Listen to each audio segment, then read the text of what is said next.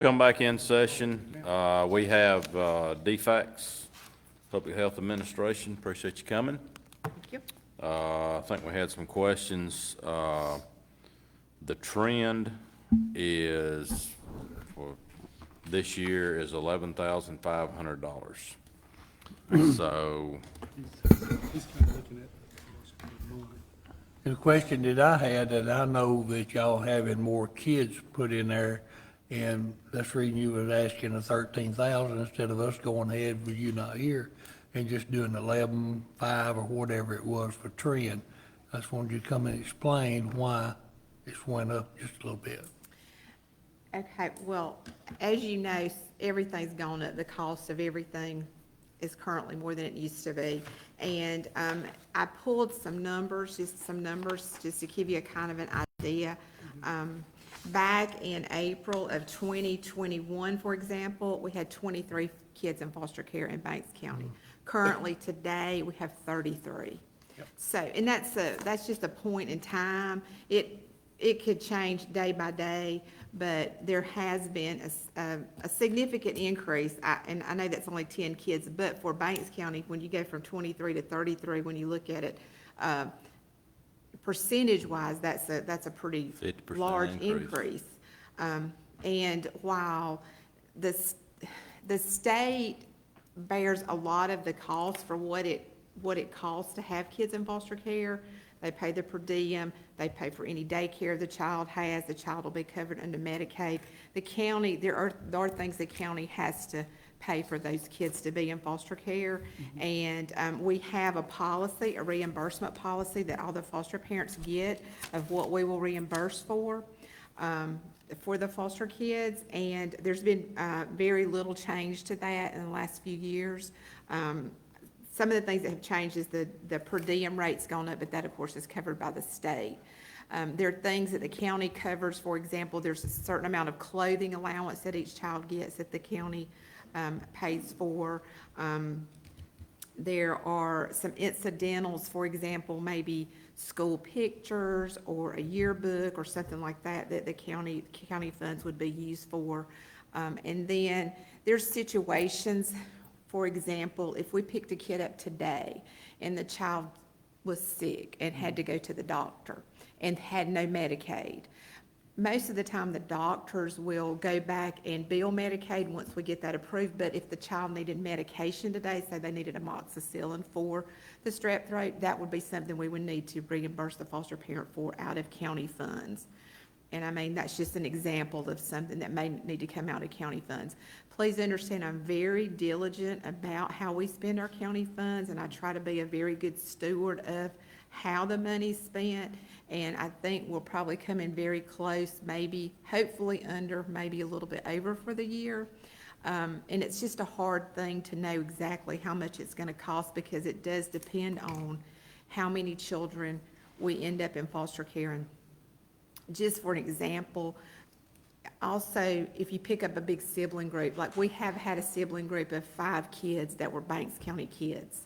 So that's when you pick up that many at one time, that also drains some of the county funds in the budget. So I hope that kind of helped you understand. If you have more specific questions, please ask. No, I was just asking them, instead of us going by trend, that we need to have you in to explain the extra cost. I understand where you're coming from. I want to see that, hopefully, that's enough to get you by, and you won't have as many children next time, and it decreases, but statistically, it shall increase. That would be the dream, is to have less children in foster care. However, I will tell you that is not the trend, not just in Banks County, but statewide. And for example, I'm also over Stevens County, and we have over double that number of kids in foster care in Stevens County. So total, we're running about 100 kids in foster care between the two counties. Yep. And you just can imagine if you multiply that by 150, well, you can't even really do that, because some of the larger counties, for example, Hall County probably runs about 300 and something kids in foster care. So it's a lot of money, and it's a lot to manage. And the staff work very hard each and every day to try to make sure these kids have what they need, and we try to keep kids here in the local area, like I said, they can maintain their local connections, go to school here, maintain visits with their parents, maintain, some sense of connection to the community if at possible. A lot of times kids that are removed and put in foster care have a lot of issues, and they have to be placed in facilities that they cannot be placed in a DFACS foster home, I guess is what I should put it. They have such issues that they need to be in a more restrictive environment. We're talking about $1,500. I think you get what you need. Yeah, I do too. Want to make sure that was enough. And I can't, it may or may not be, and, if, I appreciate the fact that if we need to come back, or if I need to call Randy and say, hey, this is, what we're trending toward, it's just very hard to determine. Yep. Excuse me, it just really, really is, hard to say definitively this will be enough, I always try to operate within the budget, and I called Randy the other day about some stuff, but, yeah, it's, and some of those children that I was talking about that are placed in facilities, the state's paying several $100s a day for those kids to be housed in those facilities. So it's just it's a lot. Yeah, thank you. I think we should just go with that. And 13. Yeah, What you asked for? 13. I sure do appreciate that. Appreciate you coming down. I don't think I have any questions. It's nice to come. I love this facility. I have a question for you. Are you fully staffed here in Banks County? Is our office open every day? What days is it open? Great question. For the social services side of the building, we are fully staffed. As far as I know, the Office of Family Independence is also fully staffed. The Banks County office is open on Tuesdays from 9 to 4. And that's been that way for several months. However, if somebody needs to drop something off, or they need an application, there's a drop box right outside the front door that they can drop something off anytime, like if they have to drop off verification or whatever, and that's checked a couple of times a day. And there's also an application box outside the front, well, it's over kind of to the side. If they will need to pick an application up for food stamps, TANF, Medicaid, whatever, they can do that at the office also. It's just they can't come into the lobby except on Tuesdays from 9 to 4. Now, but any other time, it's fully staffed with them on site answering the phone if somebody calls They can- with questions on their food stamps. They For can call the number. Really, the push from the state, the agency, is for people to do all of their business online or via the phone, and they can call, leave a message. Somebody will get back in touch with them for whatever their question is, or try to, funnel them to the right person to answer whatever they're having trouble with. Do you see our office here going back to being open 5 days a week, or is the state mandating that it's only open 1 day a week now? That is the state's mandate, that it's open 1 day a week. There's other counties that are open more days a week, depending on the size of the county.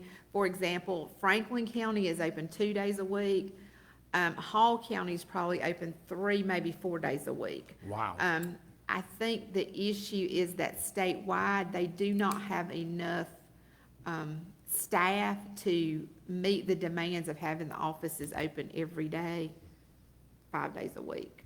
And so See, the reason I'm asking this, I see a lot of elderly people coming in my store and all, who is actually on food stamps and all, and they are constantly telling me that there's nobody local I can speak to, I'm not internet savvy, and saying, I call and I might be talking to somebody, they roll me over to somebody in another county, 3 or 4, 5 counties down, that don't know nothing about me, this and that, and says they like the personal touch of having somebody that knew them and all, and it's really sad.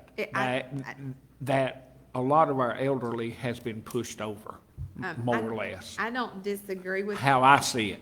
Yeah, I don't disagree with what you're saying. And Right. when I started with the agency, and I've worked 32 years, that's how it was. Literally, you went into the DFAC's office, you had a caseworker at the Right. local DFAC's office. They might have been your caseworker for years and years and years. You had this personal kind of relationship with them. And several years ago, that changed even before COVID hit. And now, it's just like a lot of other places that you encounter where you don't have that, I mean, that personal touch or that personal relationship. You know, like at my local bank, like my people that work at my local bank don't know me anymore like they used to. But you're right. Now, their case may be worked from somewhere down in Tifton for all, I mean, you know, Right. somebody down there may be their case manager. Yeah. Not somebody from here, not somebody at the local office. Well, it's just sad that our state has went to that whenever I see somebody elderly come in and say, I've been waiting 28 days to get it reinstated and my cupboards are bare, blah, blah, blah, blah, blah, and all. It's really sad. It's really heartbreaking. I would Yeah. just suggest when you have somebody, please just advise. Oh, hey, don't Come- worry. come to They the office do on not Tuesday. leave my business without food. I promise you that. Well, I mean, you know, if they're having trouble, please just have them come to the office on Tuesday. There is somebody there that they can actually go up to come into the lobby and go up to the window and talk to them and try to figure out what's going on. Because you're All right. exactly right. A lot of the elderly people are not very tech savvy and, Right. you know, they really want somebody to kind of help walk them through Right. what's going on with their case or specifically tell them this is what you need to send in. All right. But that's gonna have to be changed at state level. Oh, yeah, I understand. I just said, it's sad at the state level. Yep. I feel like my staff does a good job with everybody that comes in. They really, even when we're not open and people are they will, you know, come up to you in the parking lot. We try to be very helpful. Right. Even in those Good. situations, because I do understand that it is complicated. Trying to get benefits is very complicated, Right. so. All right, thank you.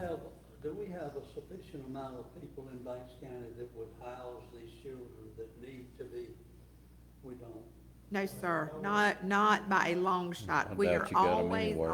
always needing foster parents. So if you have somebody that's interested in being a foster parent, please, get them in touch with me or tell them to come by on a Tuesday or call the number or go online. They can find a website or they can find a phone number to call online. Yes, we are always needing more foster parents, always. You just made that announcement, you know.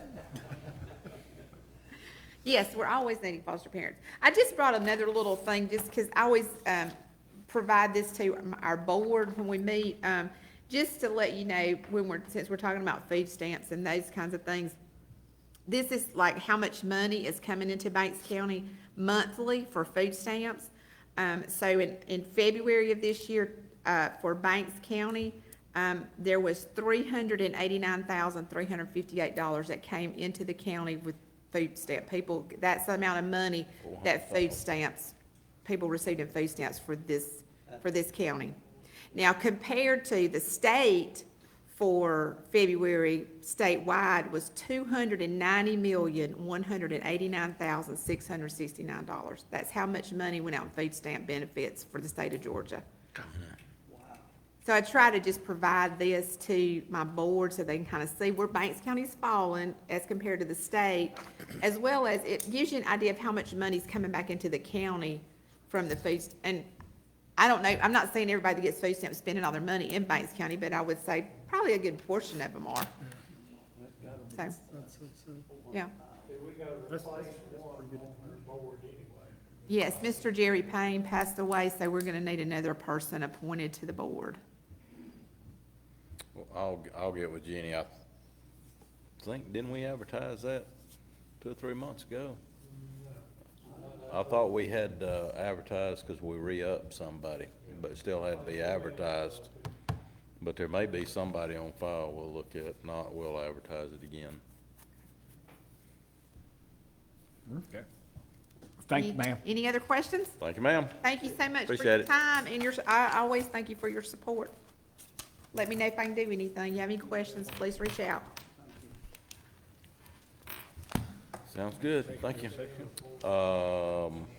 Need a motion to go in executive session. I make a motion on personnel. Got on personnel.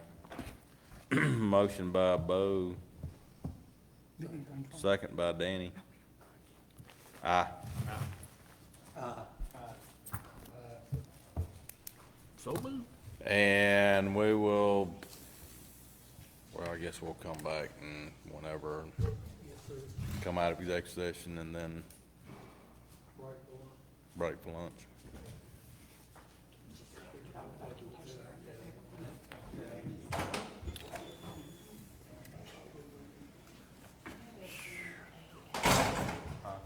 Let me call her now.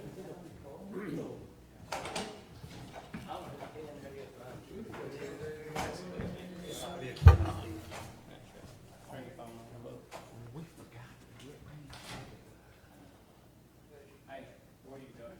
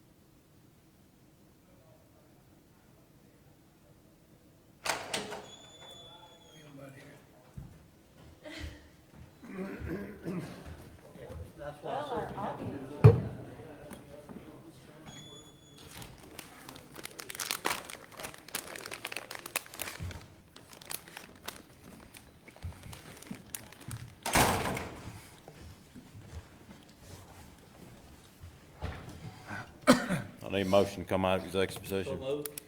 Motion by Danny. Second by Chris. Bo? Aye. Aye. We will recess till 1:30, 15 after 1.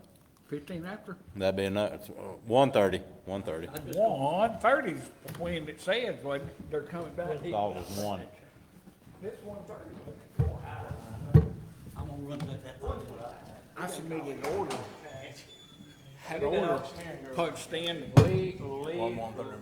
Lydia sent me a message and said, I tried to add to the order and the order has disappeared off your computer. Yeah, so